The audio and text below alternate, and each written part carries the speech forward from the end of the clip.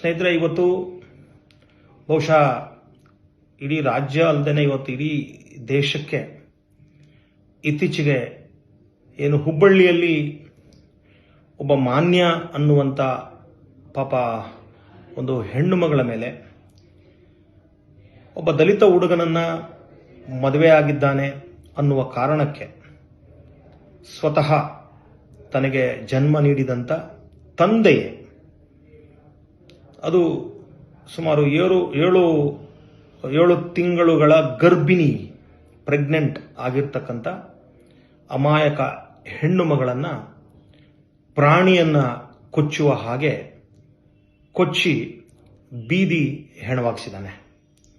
ಬಹುಶಃ ಇದು ಯಾರೇ ಹೃದಯ ಇರ್ತಕ್ಕಂಥ ಮನಸ್ಸಿರ್ತಕ್ಕಂಥ ಮನುಷ್ಯರಾಗಿರ್ತಕ್ಕಂಥವರು ಖಂಡಿಸಬೇಕಾಗಿರ್ತಕ್ಕಂಥ ಧಿಕ್ಕರಿಸಬೇಕಾಗಿರ್ತಕ್ಕಂಥ ವಿಷಯ. ಮತ್ತು ಯಾವುದೇ ಒಬ್ಬ ಮನುಷ್ಯ ಈ ಥರದ ಕೆಲಸ ಮಾಡಲಿಕ್ಕೆ ಸಾಧ್ಯ ಇಲ್ಲ. ಇದು ಕೇವಲ ಮೃಗಗಳು ಮಾತ್ರ ಮಾಡಲಿಕ್ಕೆ ಸಾಧ್ಯ. ಒಂದು ಕಡೆ ಆ ಮಾನ್ಯ ಅನ್ನುವ ಹೆಣ್ಣು ಮಗಳ ಮೇಲೆ ಹೆಣ್ಣುಮಗಳನ್ನ ಹತ್ಯೆ ಮಾಡುವ ಜೊತೆಗೆ ಆ ಇಡೀ ಆ ಕುಟುಂಬದಲ್ಲಿರ್ತಕ್ಕಂಥ ಸುಮಾರು 9 ಜನರ ಮೇಲೆ ಹಲ್ಲೆ ಮಾಡಿದ್ದಾರೆ.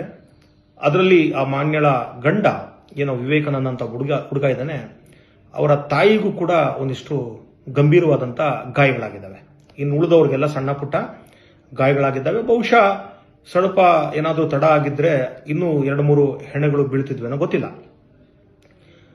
ಅದಾದ ನಂತರ ಪೊಲೀಸರು FIR ಅನ್ನು ಕೂಡ ಮಾಡಿದ್ದಾರೆ. ಸುಮಾರು 15 ಜನರ ಮೇಲೆ ಏನು 21ನೇ ತಾರೀಕು ಅಂದ್ರೆ ಈ ತಿಂಗಳು 21 ಡಿಸೆಂಬರ್ 21ನೇ ತಾರೀಕು FIR ಕೂಡ ದಾಖಲಿಸ್ತಾರೆ. ಅನೇಕ ಸೆಕ್ಷನ್ಗಳು SC/ST ಅಟ್ರಾಸಿಟಿ ಆಕ್ಟ್, ಅದರ ಜೊತೆಗೆ ಇನ್ನೊಂದಿಷ್ಟು BNS ಸೆಕ್ಷನ್ಗಳ ಅಡಿಯಲ್ಲಿ FIR ಅನ್ನು ದಾಖಲಿಸ್ತಾರೆ.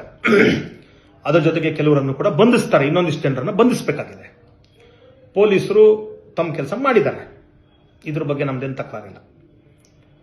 ಆದರೆ ನನಗೆ ಬಹಳ ಬೇಸರ ಆಗ್ತಾ ಇರೋದೇನಪ್ಪ ಅಂದ್ರೆ, ಒಂದು ಸರ್ಕಾರದಲ್ಲಿ, ಒಂದು ಪ್ರಜಾಪ್ರಭುತ್ವ ಸರ್ಕಾರದಲ್ಲಿ ಸಾಂವಿಧಾನಿಕವಾಗಿ ಕಾನೂನಾತ್ಮಕವಾಗಿ ಬಹಳ ಮುಖ್ಯವಾಗಿ ಸಾವಿರಾರು ವರ್ಷಗಳಿಂದ ಜಾತಿಯ ಹೆಸರಿಗೆ ಅಥವಾ ಜಾತಿಯ ಹೆಸರಿನಲ್ಲಿ ಶೋಷಣೆಯನ್ನು ಅನುಭವಿಸ್ತಾ ಬರ್ತಾ ಇರ್ತಕ್ಕಂಥವ್ರು, ನೋವನ್ನು ಅನುಭವಿಸ್ತಾ ಇರ್ತಕ್ಕಂಥವ್ರು ಮತ್ತು ಎಲ್ಲರಿಗೂ ಸಿಗದೇ ಇರತಕ್ಕಂಥ ಸೌಲಭ್ಯಗಳನ್ನ ಸಿಗದೆ ಎಲ್ಲದರಿಂದ ವಂಚನೆ ಆಗಿರ್ತಕ್ಕಂಥ ಜನರ ಅಭಿವೃದ್ಧಿ, ರಕ್ಷಣೆ ಮತ್ತು ಪೋಷಣೆ ಇದೆಲ್ಲವನ್ನು ಮಾಡಲಿಕ್ಕೆ ಅಂತ ಹೇಳಿ ಸರ್ಕಾರಗಳು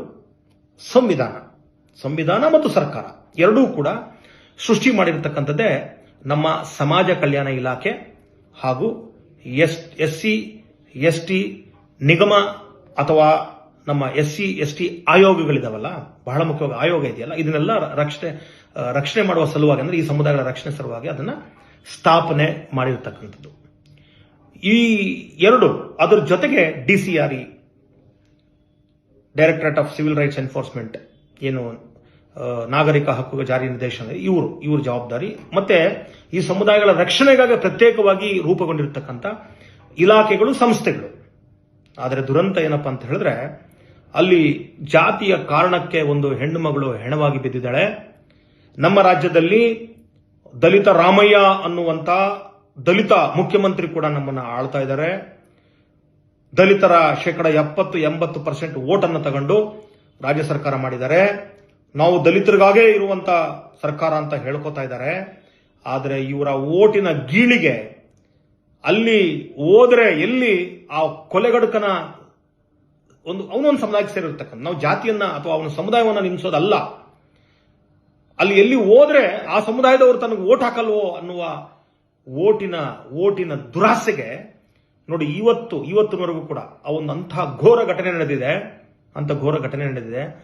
ಒಬ್ಬ ಮಂತ್ರಿ ಆಗಲಿ, ಅಲ್ಲಿನ MLAಗಳಾಗ್ಲಿ, ಮುಖ್ಯಮಂತ್ರಿಗಳಾಗ್ಲಿ ಅಲ್ಲಿ ಇವತ್ತು ಕೂಡ ಸ್ಥಳಕ್ಕೆ ಭೇಟಿ ಕೊಟ್ಟಿಲ್ಲ. ಸ್ಥಳಕ್ಕೆ ಭೇಟಿ ಕೊಡೋದು ಈ ಮಂತ್ರಿಗಳ ಹಾಳಾಗ್ಲಿ, ಸಮಾಜ ಕಲ್ಯಾಣ ಇಲಾಖೆ ಆಗಲಿ, DCRE ಸೆಲ್ ಆಗಲಿ, ಅವರು ಏನು ಕ್ರಮವನ್ನು ಜರುಗಿಸಬೇಕು ಅದನ್ನ ಮಾಡ್ತಿಲ್ಲ. ಸಮಾಜ ಕಲ್ಯಾಣ ಇಲಾಖೆ ಅಧಿಕಾರಿಗಳು ನೋಡಿ, ಅಲ್ಲಿರ್ತಕ್ಕಂಥ ಸಂಘಟನೆಗಳು ಹೋಗಿ ಆ ಸಮಸ್ಯೆಯನ್ನ ನೋಡಿ ಅಲ್ಲಿ ಆ ಕುಟುಂಬದ ಪರವಾಗಿ ಕುಟುಂಬದ ಜೊತೆಗೆ ನಿಂತವ್ರೆ. ಆದರೆ ಸಮಾಜ ಕಲ್ಯಾಣ ಇಲಾಖೆ, ಪೊಲೀಸ್ ಇಲಾಖೆಯ ಸೀನಿಯರ್ ಅಧಿಕಾರಿಗಳು ಘಟನೆ ನಡೆದು 2-3 ದಿನಗಳಿಗೆ ಸ್ಥಳಕ್ಕೆ ಭೇಟಿಯನ್ನ ಕೊಡ್ತಾ ಇದ್ದಾರೆ. ಒಂದು ಕಡೆ ಸಮಾಜ ಕಲ್ಯಾಣ ಇಲಾಖೆಯ ಮಂತ್ರಿಗಳು ಮಹಾದೇವಪ್ಪನವರು, ನಿಮ್ಗೆ ನಾಚಿಕೆ ಆಗಬೇಕು, ಈ ಸಮುದಾಯಗಳನ್ನು ರಕ್ಷಣೆ ಮಾಡಿ ಅಂತ ನಿಮ್ಮನ್ನ ಮಂತ್ರಿ ಮಾಡಿ, MLA ಮಾಡಿ, ಮಂತ್ರಿ ಮಾಡಿ ಕಳಿಸಿರೋದು. ಆದ್ರೆ ನಿಮ್ಗೆ ನಾಚಿಕೆ ಆಗಬೇಕು. ಇವತ್ತುವರೆಗೂ ಕೂಡ ಒಂದು ದಲಿತ ಕುಟುಂಬ ಬೀದಿಗೆ ಬಿದ್ದಿದೆ. ಒಬ್ಬ ದಲಿತ ಹುಡುಗನ ಹೆಂಡತಿಯನ್ನ ಜಾತಿಯ ಕಾರಣಕ್ಕೆ ಕೊಲೆ ಮಾಡಿದ್ದಾರೆ, ಗರ್ಭಿಣಿ ಹೆಣ್ಣುಮಗಳನ್ನ ಕೊಲೆ ಮಾಡಿದ್ದಾರೆ ಅನ್ನೋ ಕಾರಣಕ್ಕೆ ಇವತ್ತು ನೀವು ಹೋಗಿಲ್ಲ.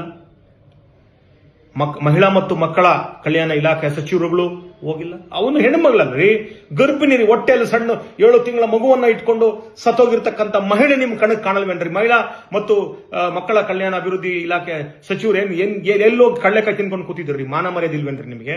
ಹೋಗಿ ಒಂದು ಕನಿಷ್ಠ ಭೇಟಿ ಕೊಡುವುದಕ್ಕೆ ನಿಮ್ಗಿಲ್ಲ.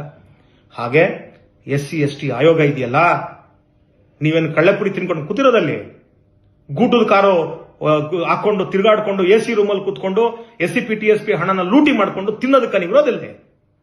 ಸಮಾಜ ಕಲ್ಯಾಣ ಸಚಿವರು, SC/ST ಆಯೋಗ ಮತ್ತು ಮಹಿಳಾ ಮತ್ತು ಮಕ್ಕಳ ಕಲ್ಯಾಣ ಸಚಿವರು ಮತ್ತು ಇತರ ಸಂಬಂಧಪಟ್ಟವರು. ಹಾಗಾಗಿ ನಾನು ಬಹಳ ಕಠೋರವಾಗಿ ನಿಮ್ಮ ಇಡೀ ಮಾನವ ವಿರೋಧಿ ನಡೆಯನ್ನ, ದಲಿತ ವಿರೋಧಿ ನಡೆಯನ್ನ ಧಿಕ್ಕರಿಸ್ತಾ ಇದ್ದೀನಿ. ನಾವು ಎಚ್ಚೆತ್ಕೋಬೇಕಾಗಿದೆ, ಸಮಾಜ ಇವತ್ತು ಎಚ್ಚೆತ್ಕೋಬೇಕಾಗಿದೆ. ಸಾವಿನಲ್ಲೂ ಕೂಡ ರಾಜಕಾರಣ ಮಾಡ್ತಾ ಇರ್ತಕ್ಕಂಥ ಈ ಕಾಂಗ್ರೆಸ್ ಮತ್ತು ಅದರ ನಾಯಕರುಗಳನ್ನ, MLA ಮತ್ತು ಮಂತ್ರಿಗಳನ್ನ ನಾವು ಕ್ಯಾಕರಿಸಿ ಉಗಿಬೇಕಾಗಿದೆ. ಇವತ್ತು ಒಂದು ಬೇಜವಾಬ್ದಾರಿಯುತ ಸರ್ಕಾರ ಹೇಗೆ ನಡ್ಕೋತಾ ಇದೆ ಅನ್ನೋದು ಇವತ್ತು ನಮ್ಮ ಕಣ್ಣು ಮುಂದೆ ಸಿದ್ದರಾಮಯ್ಯ ಮತ್ತು ಆತನ ಸಹಪಾಠಿಗಳು ತೋರಿಸ್ತಾ ಇದ್ದಾರೆ, ಇವತ್ತು ನಮಗೆ ತೋರಿಸ್ತಾ ಇದ್ದಾರೆ. ಹಾಗಾಗಿ ಅಟ್ಲೀಸ್ಟ್ ಈ ವಿಡಿಯೋ ನೋಡಿದ ಮೇಲೆ ಆದ್ರೂ ಕೂಡ ನಿಮಗೆ ಮಾನ ಮರ್ಯಾದೆ ಇದ್ರೆ ಹೋಗಿ ಸ್ಥಳಕ್ಕೆ ಭೇಟಿ ಕೊಡಿ, ಆ ಕುಟುಂಬದ ಜೊತೆಗೆ ನಿಂತ್ಕೊಳ್ಳಿ. ಯಾರೋ ರೌಡಿಗಳು ಸತ್ರೆ ಹೋಗಿ ದುಡ್ಡು ಕೊಡ್ತೀರಿ, ಯಾರೋ ಏನೋ ಕಾರಣಕ್ಕೆ ಸತ್ರೆ ಹೋಗಿ 25 ಲಕ್ಷ 1 ಕೋಟಿ ಅಂತ ದುಡ್ಡು ಕೊಡ್ತಿರಲ್ಲ. ಒಂದ್ ಕಡೆ BJP ಅವ್ರನ್ನ ಬೈತಿರಲ್ರಿ, ಅವ್ರ ಕಾರ್ಯಕರ್ತ ಸತ್ತೋದ್ರೆ ದುಡ್ಡು ಕೊಡ್ತಾರಂತೇಳಿ. ಅವ್ರಿಗೆ ಆ ನಿಯತ್ತಾದ್ರೂ ಇದೆ. ನಿಮ್ಗೆ ಯಾರು ಓಟ್ ಹಾಕಿದ್ರೆ ಅವ್ರ ಬಗ್ಗೆ ನಿಮ್ಗೆ ನಿಯತ್ತೇ ಇಲ್ವಲ್ರಿ.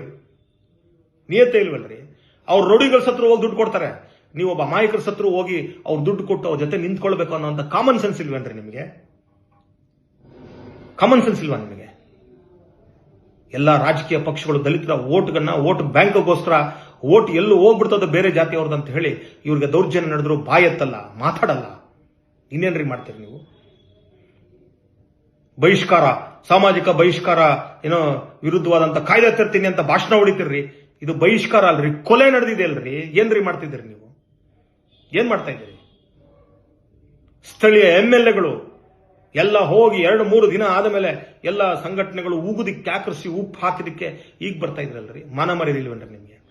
ಹಾಗಾಗಿ ಮಾನ್ಯ ಮಹದೇವಪ್ಪನವರೇ ಮತ್ತು ಆ SC/ST ಆಯೋಗದ ಅಧ್ಯಕ್ಷ, ಪಾಪ ಪುಣ್ಯಾತ್ಮ ಎಲ್ಲಿದ್ದಾನೋ, ಅವ್ರ ಹೆಸರು ಗೊತ್ತಿಲ್ಲ ನನಗೆ, ಆ ಸಮಾಜ ಮಹಿಳಾ ಮತ್ತು ಕಲ್ಯಾಣ ಇಲಾಖೆ ಸಚಿವರು, ಪಾಪ ದಯಮಾಡಿ ಅಮ್ಮ ನೋಡಿ, ಹೆಣ್ಣುಮಗಳು, ಗರ್ಭಿಣಿ ಹೆಣ್ಣುಮಗಳು ಹತ್ಯೆಯಾಗಿದ್ದಾಳೆ. ನೀವು ಹೆಣ್ಣುಮಗಳಾಗಿದ್ರೆ, ನಿಮ್ಮನೆ ಹೆಣ್ಣುಮಗಳಾಗಿದ್ರೆ ಇದನ್ನು ಬಿಡ್ತಿದ್ರ ನೀವು? ಎಲ್ಲೋ ಡೆಲ್ಲಿಯಲ್ಲಿ ಯಾರೋ ಹತ್ಯೆ ಆದ್ರೆ, ಎಲ್ಲೋ ಬೇರೆ ದೇಶದಲ್ಲಿ ಏನೋ ಆದ್ರೆ ಇಲ್ಲಿ ಬಂದು ಮಾತಾಡ್ತಿರಲ್ಲ. ಇದ್ರ ಬಗ್ಗೆ ಕೂಡ ಮಾತಾಡಿ. ಹಾಗಾಗಿ ಕೂಡಲೇ ಸರ್ಕಾರ ಇದ್ರ ಬಗ್ಗೆ ಸೂಕ್ತ ಕ್ರಮ ವಹಿಸಬೇಕಂತೇಳಿ ನಾನು ಸರ್ಕಾರಕ್ಕೆ ಒತ್ತಾಯಿಸ್ತಾ, ಈ ಸಮಾಜವು ಕೂಡ ಜಾಗೃತಿಗೊಳ್ಳಬೇಕಾಗಿದೆ. ಇವರ ರಾಜಕಾರಣದಿಂದ ನಾವು ಮುಕ್ತಿಯನ್ನು ಹೊಂದಬೇಕಾಗಿದೆ ಅಂತ ಹೇಳ್ತಾ ನನ್ನ ಮಾತನ್ನು ಮುಗಿಸ್ತಾ ಇದ್ದೀನಿ. ನಮಸ್ಕಾರ.